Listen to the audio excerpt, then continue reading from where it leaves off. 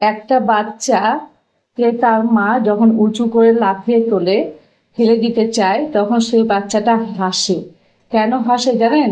যে জানে যে আমার মা আমাকে ফেলে দেবে না, আমার মা আমাকে ধরে নেবে, আমার মা কখনো আমাকে ফেলে দিতে পারে না, তাই সেই বাচ্চাটা হাসে। তাহলে আমরা এই দেখে কি বুঝলাম? যে আমাদের বাচ্চারা আমাদেরকে ভরসা করে, তার মাকে ভরসা করে। কিন্তু সেই মা যদি অন্য কারোর সাথে চলে যায় সেই বাচ্চাকে ছেড়ে, তাহলে সেই বাচ্চাটা কি তার মাকে কখনো ক্ষমা করতে পারবে? কোনোদিনও পারবে না। সেই বাচ্চা জানবে যে আমার মাকে আমি ভরসা করি। মা হলো ভরসার জায়গা। মা শব্দটা এমন একটা শব্দ, পবিত্র শব্দ। সেই মা যদি তার সন্তানকে ছেড়ে চলে যায়, তাহলে সেই সন্তানের মনে কি হতে পারে? তবুও যদি ছোট বাচ্চা হয়, ছোট বাচ্চা হলে তার মনে কি হতে পারে? সেইটুকু বাচ্চা তার মাকে ছেড়ে কি করে থাকতে পারে?